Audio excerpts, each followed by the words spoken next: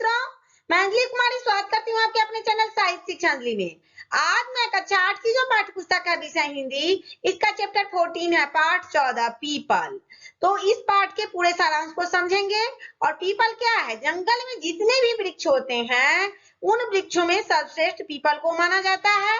तो चलिए पाठ की तरफ। अब कहा जा रहा है कि कानन का यह तरुअल पीपल।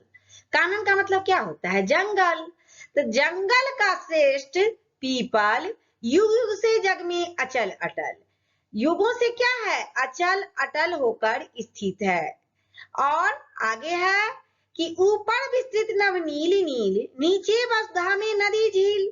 ऊपर क्या है? उसके ऊपर मतलब पीपल के ऊपर, पीपल की चर्चा की जा रही है तो उसके ऊपर नीले आकाश है, नीले आकाश है और नीचे धरती पर क्या है? नदी और झील है। ऊपर में आकाश है और नीचे में नदी और झील है। जामुन तमाल इमली करील।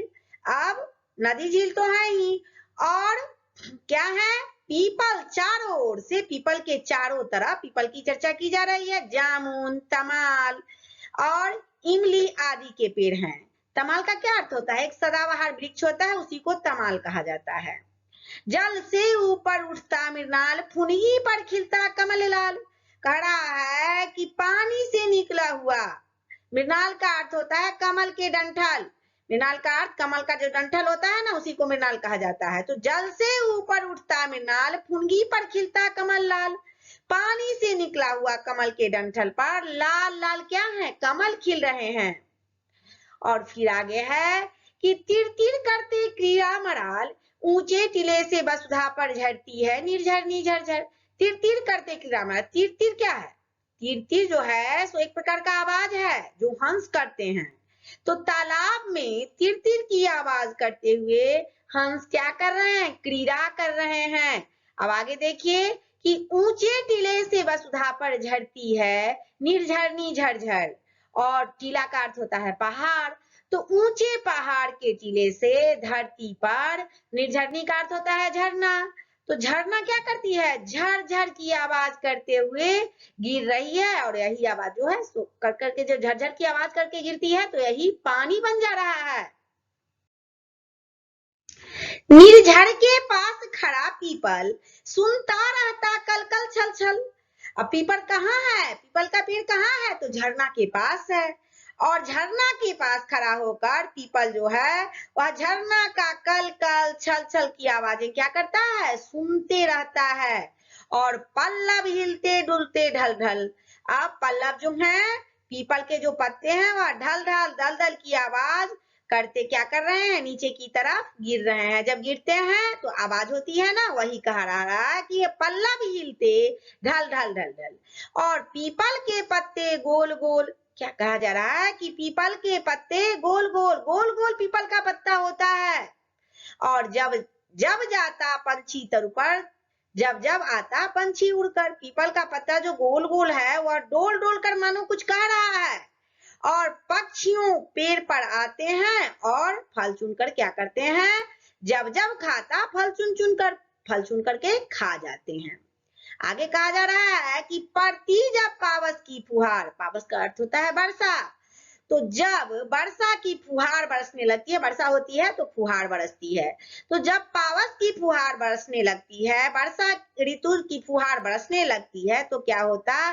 पंछी की सितार बहने लगते शीतल बयार। तो क्या होता है? फुहार बजने के बाद पक्षियों का गायन आरंभ हो जाता है। और तब क्या होता है? शीतल हवा बहने लगती है। बयार का अर्थ होता है हवा। तो बारिश के बाद जो हवा बहती है ना तो वह शीतल होती है। तब तब कोमल पल्लव हिलडुल, गाते सरसर मरमर मंजुल।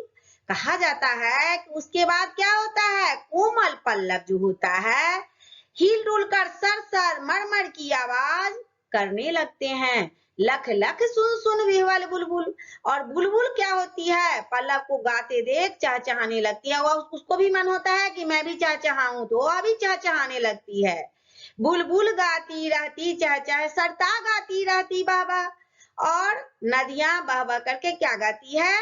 गीत गाने लगती है। और बुलबुल भी चहचहाने लगते हैं। जितने भी हैं इसमें कोटर, सब पंछी गिलहरियां के घर। कहा जा रहा है कि पेड़ में जितने ही खोखल हैं, पेड़ आप लोग पीपल का पेड़ देखे होंगे, तो पेड़ में क्या होता है, खोखल होता है। तो पेड़ में जितने भी खोखल हैं सब में पक्षी और गिलहरियों के घर हैं। वहां पक्षी और गिलहरियां अपना घर बना करके रहते हैं, पेड़ पर उनका घर होता है ना, तो वहीं रहते हैं। संध्या को जब दिन जाता ढल, सूरज चलते हैं अस्ताचल, और जब शाम होती है सूरज ढल जाते हैं, तो सूरज कहाँ चलता है, अस्ताचल, अस्त की तरफ चलते हैं। सूर्योदय के बाद सूर्यास्त होता है तो अस्त की तरफ चलते हैं। कर में समेट किरणें उज्ज्वल।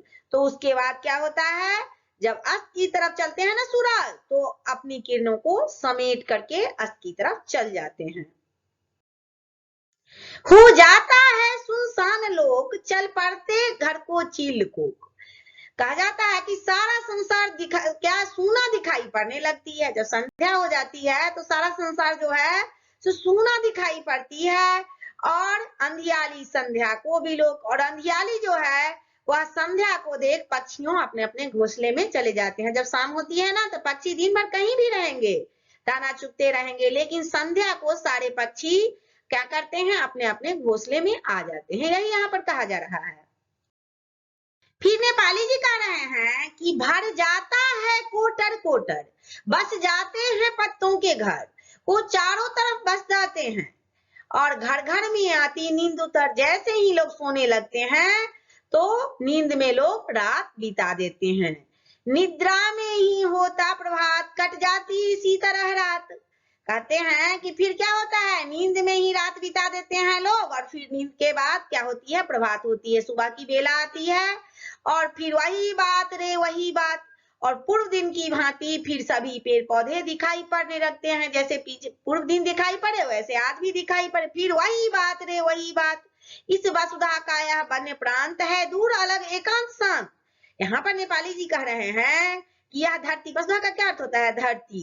तो पूर्व दिन की भांति ही सभी पेड़ पौधे दिखाई देने लगते हैं, और धरती का जो है ना वन्य क्षेत्र, प्रांत का अर्थ होता है क्षेत्र, तो धरती का यह वन क्षेत्र है सो वह अलग है, और कहाँ है, यह एकांत में है। एकांत में होने से क्या होता है, वन जो है वो शांत मालूम पड़ता है खड़े जहां पर साल बांस, चौपाए चरते नरम घास।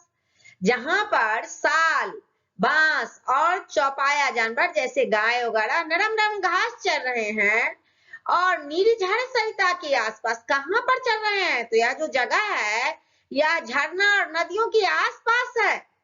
रजनी भर रो रो कर चकोर कर देता है रोज भोर, और नाचा करते हैं जहां मोर। कहा जा रहा है यहाँ पर कि रात भर रो रो कर चकोर क्या करता है, भोर कर देता है, और रोज प्रत्येक दिन मोर क्या करते हैं, यहाँ पर नाचा करते हैं। है जहां वल्लरी का बंधन, बंधन क्या, वह तो आलिंगन, आलिंगन भी चिरालिंगन। कहा जा रहा है यहाँ पर कि जहां वृक्षों का बंधन है, और बंधन ही नहीं, लगता है कि आपस में वृक्ष क्या कर रहे हैं, आलिंगन कर रहे हैं, एक दूसरे के गले लग रहे हैं। आलिंगन ही नहीं, ऐसा प्रतीत होता है कि लताओं का यहाँ पर क्या हो रहा है, एक लता एक दूसरे को जकड़ रहे हैं, अपने बाहों में भर रहे हैं, ऐसा प्रतीत होता है।